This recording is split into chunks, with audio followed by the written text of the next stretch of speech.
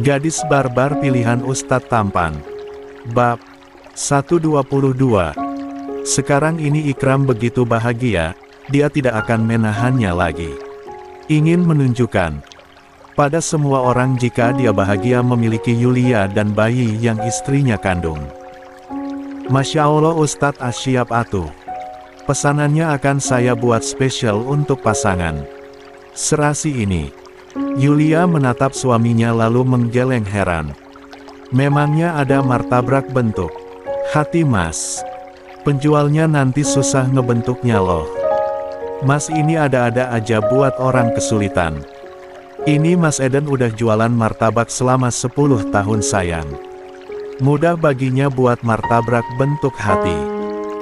Dia bisa buat berbagai bentuk martabak, tapi yang umumnya memang bulat, persegi 4 atau persegi 3. Malahan Mas pernah pesen martabak bentuk boneka loh buat Unaya.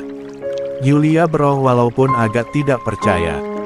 Aku mau pesen mie goreng Mas.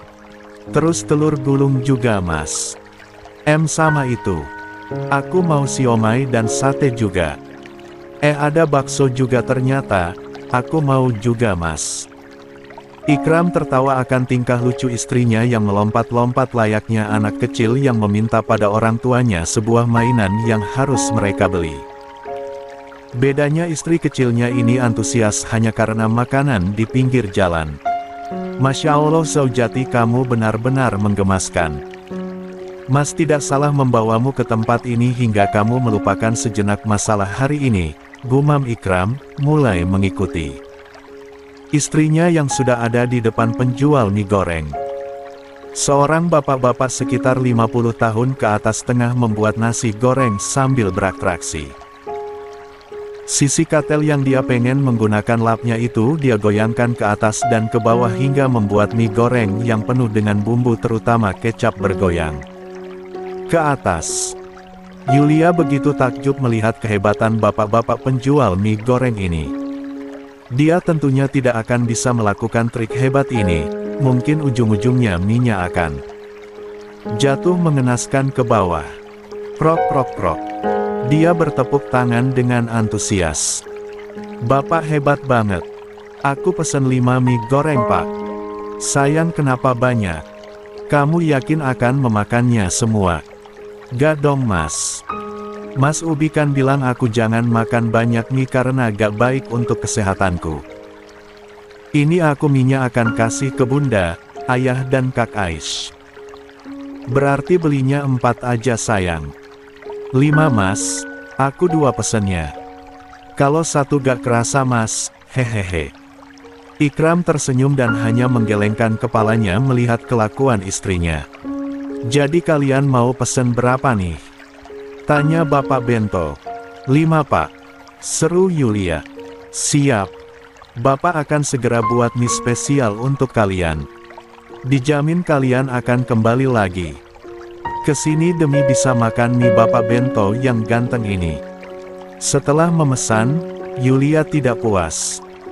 Dia berjalan ke stand makanan di mana telur gulung berada. Dia merindukan makanan yang waktu SD dia makan bersama kakaknya. Dan Mini sambil menunggu pesanannya selesai, Yulia duduk di kursi panjang sambil memakan sate yang harganya Rp2.000 itu untuk 1 tusuk. Mas Ubi mau? Habisin aja sama kamu sayang. Makannya pelan-pelan, lihat sisi bibir kamu sampai belepotan karena bumbu kacang. Yulia menyengir lalu berhenti mengunyah saat merasakan ujung sorban yang suaminya kenakan kini diusap ke bibirnya. Mas, sorbannya kotor loh. Gak apa-apa sayang.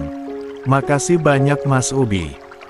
Kini Yulia fokus menatap ke depan, di seberang jalan di mana terdapat gedung besar yang memperhatikan restoran megah bintang 5. Kamu mau ke restoran itu? Yulia menggeleng.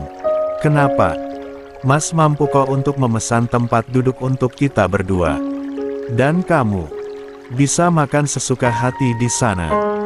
Gak mau Mas. Sayang uangnya. Hanya 1 menu aja pasti menghabiskan jutaan yang harus kita keluarkan. Mendingan uangnya dipakai buat hal-hal yang bermanfaat. Yulia memakai kembali kata-kata suaminya jika ia tidak boleh menghambur-hamburkan uang. Tapi ini beda sayang. Kalau kamu mau makan di sana ayo. Yulia tetap menggeleng. Gak mau mas. Makan di pinggir jalan aja aku udah senang. Asalkan ada kamunya hehehe. Ikram tersenyum mendengar kata-kata istrinya. Lagi pula makanan pinggir jalan gak kalah enak mas. Walaupun murah tapi rasanya jangan diremehkan. Mantul pisan malahan. Setelah banyak memesan makanan di pinggir jalan, kedua pasangan halal itu mulai masuk kembali ke dalam mobil. Dengan Yulia yang kini begitu asik makan telur gulung. Setelah menghabiskan 10 tusuk sate, Mas yakin gak mau telur gulungnya. Ini enak loh kayak makanan bintang 5. Harga murah tapi rasanya jangan diragukan lagi. Serunya lalu memakan telur gulung yang keempat. Dia makan. Buat kamu aja sayang, melihat kamu yang makan buat perut mas kenyang. Yakin nih, mas gak akan nyeselkan nolak tawaran aku. Jarang-jarang loh aku bagi makanan ke orang lain selain pada mas. Tidak ada tanggapan dari suaminya membuat Yulia akhirnya memakan telur gulung yang terakhir. Namun baru saja dia lahap tiba-tiba telur gulungnya itu suaminya ambil lewat mulutnya. Ah, kenapa tiba-tiba main ambil aja telur gulungnya mas? Katanya gak mau. Kesalnya, mas berubah pikiran sayang. Ternyata telur gulungnya enak juga apalagi makannya langsung di mulut kamu. Jorok tahu mas, untung aja belum aku kunyah. Gak jorok kok sayang. Walaupun kamu kunyah sekalipun mas akan makan. Yulia menatap ngeri suaminya yang tersenyum tanpa dosa sambil mengunyah telur gulung yang dia ambil dari mulutnya. Dasar aneh kamu mas Ubi. Mobil putih itu kembali melaju dengan kecepatan normal, membelahi jalan raya yang untungnya tidak padat akan kendaraan. Suasana yang kening membuat Ikram menyetel lagu di mobilnya. Seperti biasa Yulia harus mendengar lagu Arab yang tidak dia tahu artinya, namun alunan melodi yang keluar begitu nikmat di indera pendengarannya. Kenapa Mas Ubi suka lagu Arab? Gak ada alasan Mas gak suka lagu Arab sayang. Pasti ada Mas.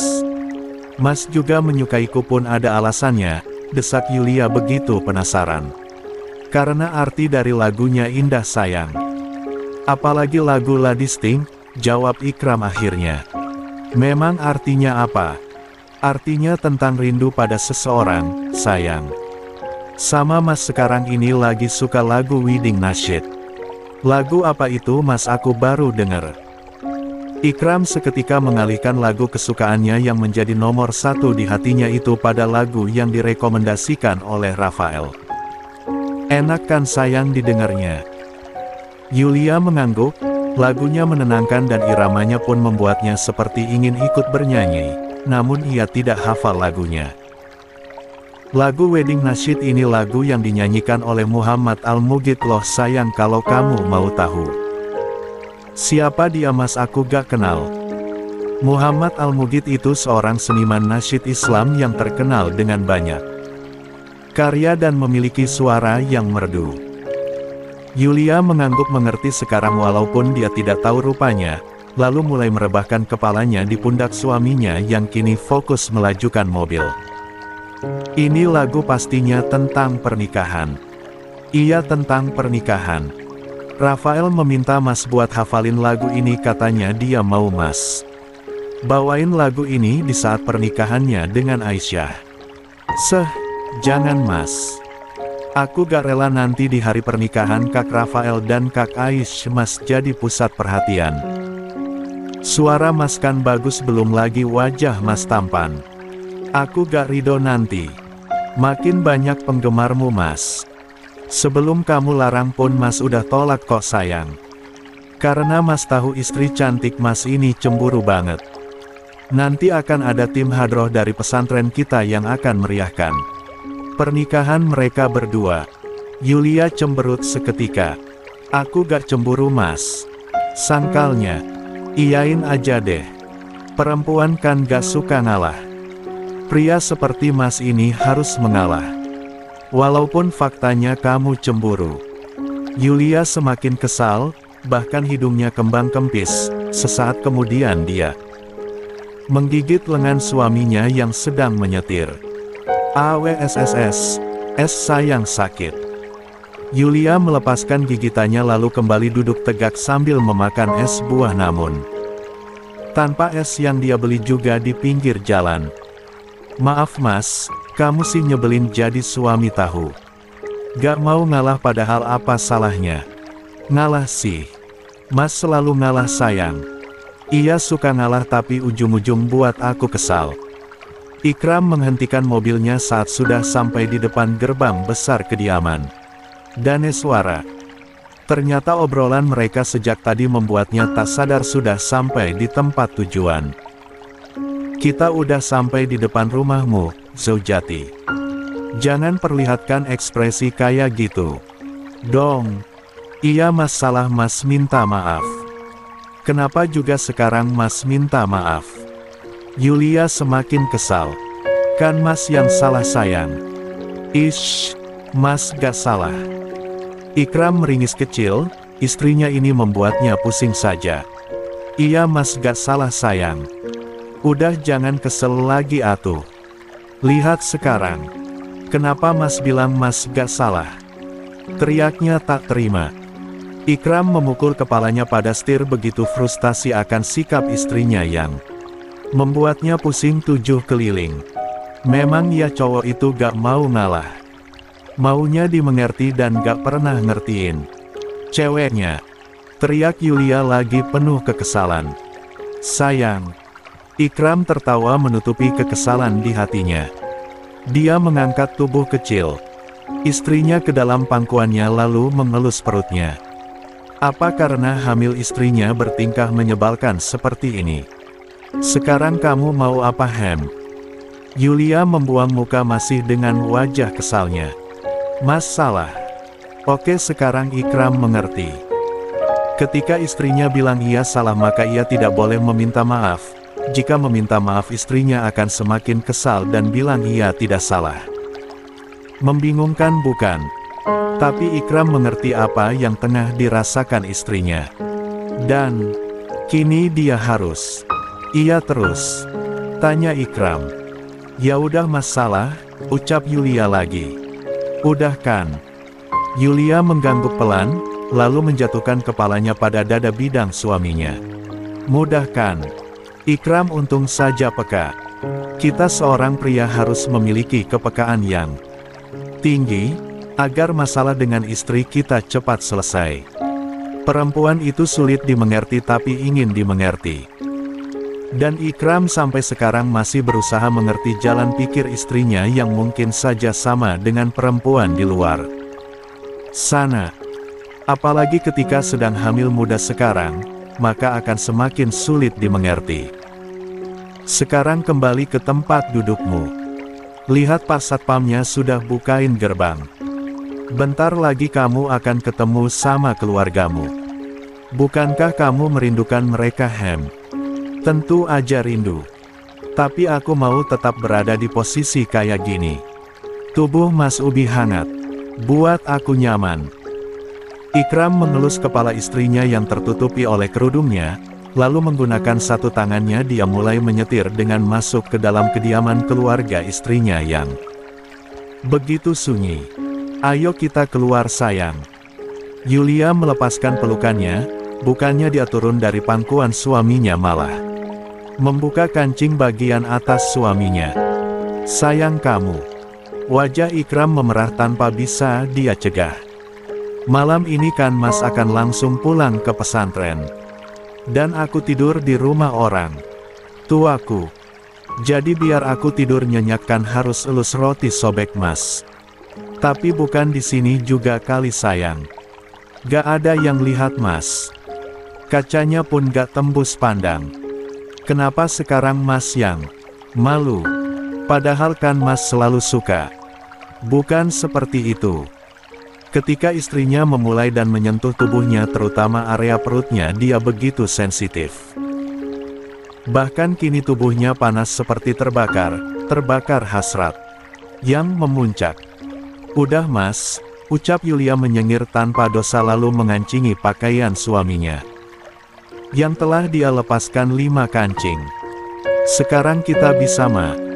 Kedua mata Yulia melebar saat suaminya tiba-tiba main mencium bibirnya dalam-dalam. Sampai akhirnya dia membalas, "Aku akan merindukan Mas Ubi. Mas juga sayang. Nanti besok malam Mas akan jenguk kamu setelah masalah di pesantren selesai." "Apa yang terjadi?" tanya Daneswara menuruni anak tangga lalu menatap cemas putri dari istri keduanya yang datang ke rumahnya membawa koper. "Apa Yulia membuat kesalahan sampai-sampai Ustadz ingin memulangkannya?" Ikram menyalimi tangan ayah mertuanya lalu menggeleng. "Tidak ada ayah. Hanya saja ada masalah yang terjadi di pesantren dan masalah ini tidak baik untuk kondisi kandungan."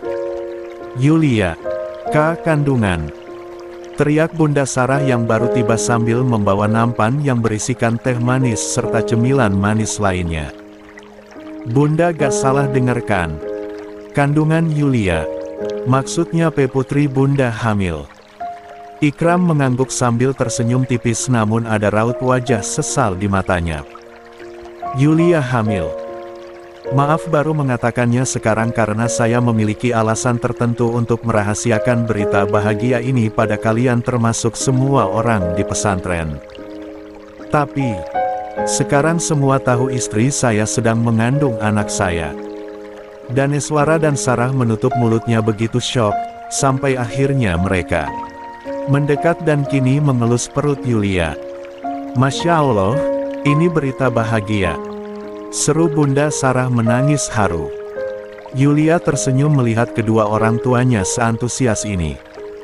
Setidaknya rumah mereka hangat seperti dulu dan ia bisa menghilang pikiran yang hari ini telah terjadi menimpanya. "Saya harus pergi kembali ke pesantren untuk menyelesaikan kekacauan yang terjadi di sana. Ayah, Bunda, tolong jaga Yulia." "Tenang saja kami akan menjaga putri kami dengan baik Ustadz," sahut wanita paruh baya itu. "Tapi Ikram, kekacauan apa yang terjadi di pesantrenmu sampai kamu membawanya ke rumah ayah?" tanya Daneswara. Yulia menatap suaminya mengode untuk merahasiakan apa yang terjadi. Jika ayahnya sampai tahu besar kemungkinan dia akan marah besar dan mungkin akan datang ke pesantren untuk memarahi Farah, bahkan semua orang yang ada di dalam. Ayahnya temperamen, dan ia tidak mau membuat suasana semakin kacau. "Masalah keluarga saya lebih tepatnya ayah. Yulia akan tinggal beberapa hari di sini. Sampai masalahnya selesai. Ayah tidak tahu apa yang telah terjadi di pesantren, tapi Yulia aman bersama kami," sahut Daneswara dengan senyuman yang tidak pernah pudar. Untuk pertama kalinya dia akan merasakan menjadi seorang kakek. Tentu saja inilah yang ia inginkan sejak dulu. Ikram mengangguk, percaya orang tua dari Yulia akan menjaga istrinya dengan sangat baik. Tapi tetap saja dia memiliki kekhawatiran karena di wilayah kediaman Daneswara ini banyak begitu pohon mangga. "Bunda, ayah, jangan biarkan Yulia manjat pohon lagi. Juga hindari makan Indomie, kalau dia keras kepala ingin tetap makan kalian harus tegas untuk melarangnya. Di koper ini ada susu untuk Yulia harus diminum tiap hari jangan sampai telat untuk meminumnya. Dan kalau masalah pakaian, jangan sampai dia memakai celana ketat agar kandungannya tidak terhimpit. Ada beberapa set pakaian longgar yang saya bawa di koper ini, bisa Yulia kenakan untuk sehari-hari.